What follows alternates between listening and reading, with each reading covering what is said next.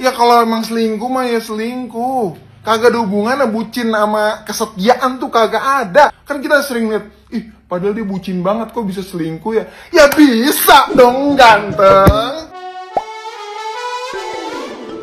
Media sosial kembali memanas dengan pengakuan mengejutkan dari Lisa Mariana. Wanita tersebut mengklaim memiliki hubungan dengan Ridwan Kamil dan bahkan membagikan bukti berupa potongan percakapan serta cuplikan video call yang diduga melibatkan keduanya. Tidak hanya itu, Lisa bersikeras bahwa anak yang dilahirkannya adalah buah dari hubungannya dengan Ridwan Kamil. Namun, Ridwan Kamil langsung angkat bicara. Melalui pernyataan resmi di media sosialnya, ia membantah keras tuduhan tersebut dan menyebutnya sebagai fitnah yang terus berulang dengan motif ekonomi. Ia juga menegaskan bahwa persoalan ini sudah terjadi sejak 4 tahun lalu ketika Lisa dikabarkan meminta bantuan finansial. Ridwan Kamil mengakui pernah bertemu Lisa dalam konteks itu, tapi membantah adanya hubungan lebih jauh.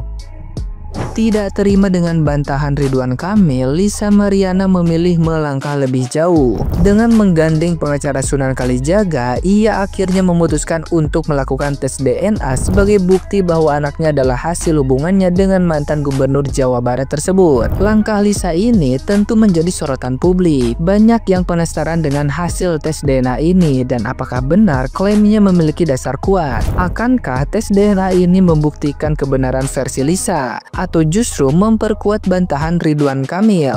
Publik pun menunggu kelanjutan drama yang semakin memanas ini. Nah, gimana nih menurut netizen yang terhormat? Silahkan berkomentar ya. Akhirnya Bapak Ridwan Kamil klarifikasi. Isi klarifikasinya itu RK emang nggak ngebantah kalau RK itu emang pernah ketemu sama si wanita yang lagi viral ini, tapi ketemunya tuh cuma 1 kali. Gua nggak tahu ketemunya di mana. Yang jelas saat ketemu itu si wanita ini tuh meminta bantuan permohonan biaya kuliah. Dan saat ketemu itu si wanita ini tuh udah berbadan 2. Jadi kayaknya ini tuh sebenarnya permasalahan yang udah lama dan udah kelar, cuman di-up lagi deh. Soalnya ada bahasa kalau masalah ini tuh sebenarnya udah diselesaikan lewat bukti-bukti yang akurat dan tidak terbantahkan. Bahkan yang bersangkutan juga udah minta maaf di hadapan keluarganya. Jadi udah ya, jangan tanya kenapa dan kenapa. Karena jangankan kita, RK sendiri aja bingung kenapa ini masakan dipanasin lagi, motifnya apa. Ini adalah klarifikasi dari Pak RK ya. Beliau mengatakan bahwa berita-berita yang beredar saat ini yang lagi heboh di publik itu sebenarnya adalah fitnah keji bermotif ekonomi. Jadi beliau mengatakan bahwa 4 tahun yang lalu beliau tuh pernah bertemu 1 kali dengan wanita tersebut. Itu terkait dengan permohonan bantuan kuliah ya.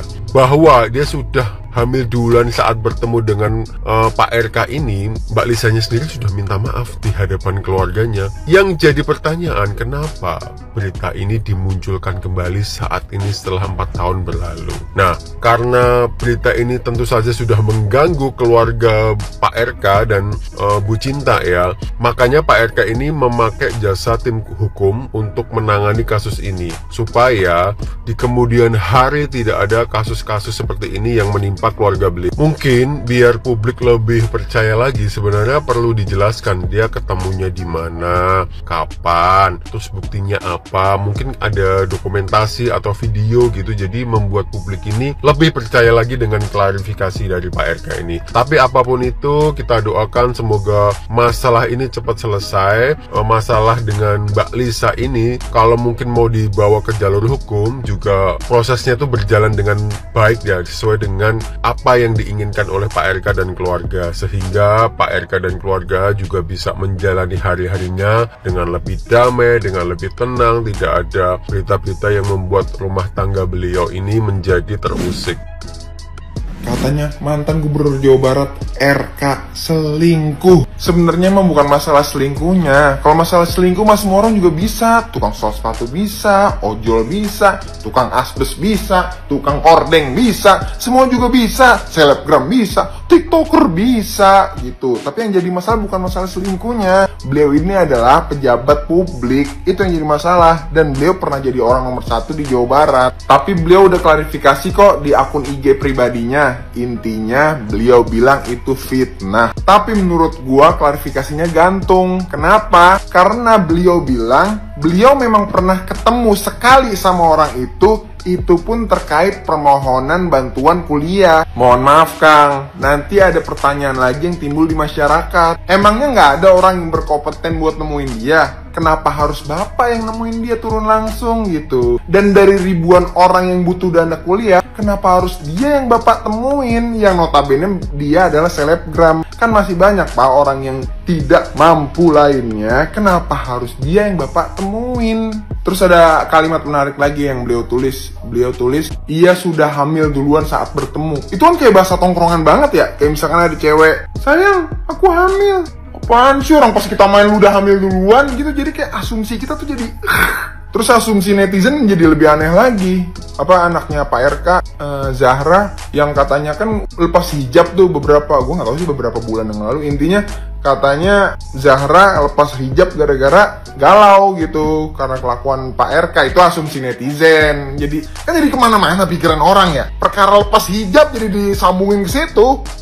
Intinya gue bikin konten kayak gini tuh biar pejabat publik pada melek gitu. Harus tahu bahwa sekarang rakyat kita itu udah kritis. Apapun bisa dipertanyakan gitu. Karena ente tahu kalau rakyat kita udah kritis, ayo dong berkomunikasi tuh yang jelas, jangan ngambang. Masa komunikasi gitu aja jadi ngambang kemana-mana gitu. Kita tuh udah mikir bro, ente dapet tweet dari kita gitu maksudnya. Ya tetap aja ya, itu namanya asumsi. Karena nggak ada satupun bukti dari si cewek kalau Pak RK itu bener ngelakuin hal itu. Itu kan cuma DM doang, screenshotan DM. Kalau DM mah gue juga bisa. Gue DM aja sih ini Pevita Pierce, kamu telah merenggut keperjakaanku. Gue juga bisa begitu kalau DM mah. Tapi what if kalau berita ini bener nih, kita berandai-andai aja dulu gitu ya. Kalau emang ini bener, kita belajar bahwa nggak ada hubungannya bucin sama kesetiaan sama loyalitas tuh nggak ada bro. Sebucin apapun ente dalam berhubungan ya, lu mau nyebokin dia tiap hari, lu mau jilatin jempol kaki dia, bucin banget dah. Apa-apa dulu lapin mukanya kalau lagi makan. Ya kalau emang selingkuh mah ya selingkuh. Kagak ada hubungannya bucin sama kesetiaan tuh kagak ada. Kan kita sering lihat, ih padahal dia bucin banget kok bisa selingkuh ya. Ya bisa dong ganteng. Pak RK selingkuh, please. Ini mimpi, tolong Pak katakan Bapak tidak berselingkuh kan Pak? Masalahnya adik saya, adik kandung saya itu ngefans banget sama Bapak. Dia sampai semalaman nangis Pak. Ya, dia kecewa kalau sampai itu terjadi Pak. Ya, tolong jangan Pak. Kasihan itu ibu, setia, cantik, kurang apa lagi Pak. Jangan pernah melihat rumput tetangga Pak. Rumput tetangga tuh memang hijau Pak. Kalau dideketin mah sama aja Pak. Ya, ada kotorannya di bawahnya. Aduh guys, gue sebagai orang Jawa Barat sedikit kecewa ada pemberitaan Pak RK itu berselingkuh ya. Pasti kalian pun nggak percaya. Kalaupun itu terjadi, ya itulah manusia ya. Dan sebetulnya pejabat yang kalau memang bener ini punya ani-ani ya, saya rasa bukan hanya Pak RK aja ya. Ya banyak banget yang punya ani-ani ya. Mungkin itu yang ketahuan aja, yang nggak ketahuan bejibun. Kan saya bilang ya, lelaki 99% itu berselingkuh, 1%-nya itu pun belum tentu ada. Bercanda, tapi memang itu fakta guys ya. Bener gak sih? Ya kan? Ya. Jadi makanya kita sama suami ya, jangan percaya 100% gitu loh ya. Kasih aja lah 75% ya. 75-nya setia, bener. 25-nya ya mungkin bisa aja selingkuh. Jadi kita begitu dia ketahuan berselingkuh, kita nggak begitu kecewa. Karena kita nggak percaya 100% suami kita tuh setia, ya kan? Begitu guys. Tapi saya sih mendoakan semoga ini hanya hoax dan isu ya. Semoga ini tidak benar ya. Terus guys, memang ya kalau ani-ani ya, Biasanya dia berkoar itu karena apa yang dia mau itu sudah tidak dipenuhi lagi.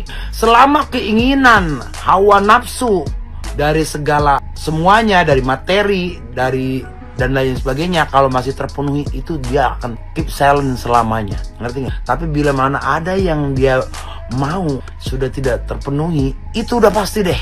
Apalagi misalnya diputusin, pasti dia masih membutuhkan, dia akan dendam, membara. Jangan gue doang yang sakit hati, bini lu juga harus sakit hati. Kalau laki lu itu nggak bener, pengalaman pribadi.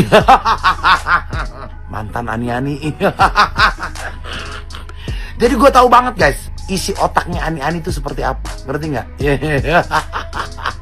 Oke guys, ya semoga para ani-ani lu tahu diri aja. Lu selama lu tidak menikah sah, bukan hanya kawin-kawinan di bawah tangan, yaitu kawin siri, lu nggak bisa nuntut apa-apa sayang. Lu harus sadar diri ya, gitu loh. Cerita anak, emang itu anak pertama nggak punya anak ya, yang harus dijaga perasaannya. Jadi lu jaga aja anak lu sendiri, ya kan? Anak tetap anak, kan begitu dong. Ya lu atur sendiri anak lu seperti apa, kan begitu. Harusnya lu yang tahu diri, ya para ani-ani. Jadi nggak ada tuh yang namanya lu nuntut hak dan lain sebagainya. Lu nggak ada hak, apa-apa di dunia ini. Ngerti nggak sih? Allah.